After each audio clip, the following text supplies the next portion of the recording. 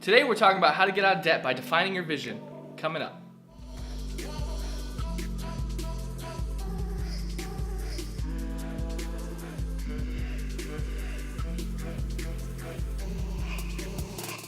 Hey friend! It's Austin and Jeanette. If you're new here, consider subscribing. In this channel, we give you the tips and tools to be better than yesterday. And in this video, we're going to be defining your vision and what that looks like. So, we'd like to start with why.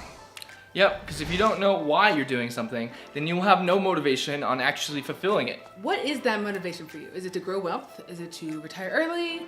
Is it to leave an inheritance to somebody in your family? These are the questions you need to be able to ask yourself and have real answers to. So these are the questions you have to ask yourself when you're getting out of debt. Because when you fall off the wagon, and you will, these are the things that are going to motivate you to stay on, get back on the wagon, and fulfill out your dream of being debt-free. This is your light at the end of the tunnel. This is that bazam thing that you're just like, yes, yes, yes, I want that.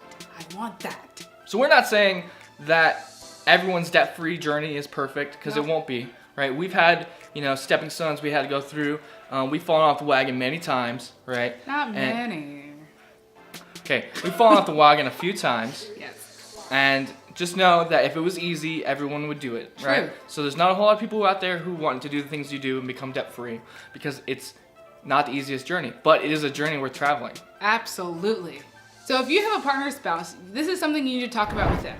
So my why and his why are different, but they both go together. Like mine is, I want to go to Europe so that way we can travel the world and see things that we've both seen separately but not together. And we've come a long way. Yep. So when we first got together, we had to literally borrow. I borrowed $50 and he borrowed $40 so we could get married, and we didn't even tell each other. Like, that's how far off we were to begin with. Yep. So yeah, all of our credit cards were maxed out, all of our bank accounts, we're living paycheck to paycheck. And basically, I had to ask a friend of mine, hey, can I borrow $40 so I can get legally married? So, and then we had our reception a year later and all that fun stuff. But with a loan, so. Yeah. It's not the best place we're in, but if your partner or spouse are on board with you, you're less likely to fall off the wagon and stay off the wagon. Absolutely. So you don't have to share the same vision, right? Me and Jeanette, we do want to travel, right? I want to retire early, and I want to have a job that is just more fulfilling for me, right? So that's one thing that we definitely did together, was we dreamt together. We dreamt about all the things that we could do once we got debt free.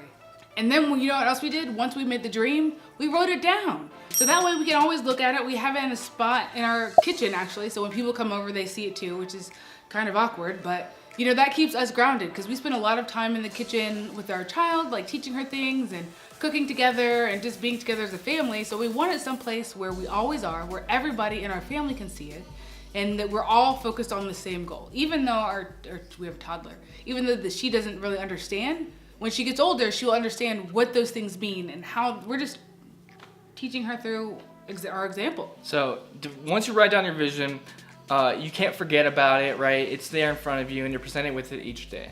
And that's one of the biggest tips we have for you. And it's once you define your vision, put it everywhere. Put it at your workplace. Yes. Put it on your phone. Put it on your common area in your house, your living room, wherever you can, to make sure that each day you're reminded of the journey you're on, and you are more excited to go down it. And know that you're not by yourself. Your family and friends come over and they see your journey and they ask questions, and you're excited to tell them that you paid off $200 in debt this month. Don't worry, you will have some haters, but you know what? Your haters don't have the same dream as you. Your dream is your dream, and only you can get to your dream, so don't worry about them haters. Some people will think that you're crazy, some people will think that you're kind of weird and not really understand, but that's okay. So once you have their vision down, once it's in a common place, then you know what? You can actually make a vision board. And that to me is so much fun, because we've got all these random magazines from, stuff that comes in the mail. And so we'll cut out little pieces of stuff, and we'll kind of just make a vision board of what we want to do when we get to be debt free, and the places we're gonna go, and all the fun we're gonna have, and it just keeps me motivated. And sometimes I'll just go through a magazine or whatever, and then I'll just stop right there and cut a picture out, because I'm like, oh, I want to do that too. So I put it on my vision board, and it's in the house where everybody can see it, so we're all pumped up and ready to go wherever we want to do. So those are the steps we have for you to determining your vision, coming up with it, and staying on track. Good luck. We can't wait to hear all about your journey. And like I said before, if you're new here, consider subscribing. And we're on this journey with you, friend. So please subscribe. Yep. If you want to check out the next video in our series, It's up there on the subscription. Thank you for joining us in the series. So stay tuned next week for the next installment of How to Live Debt Free.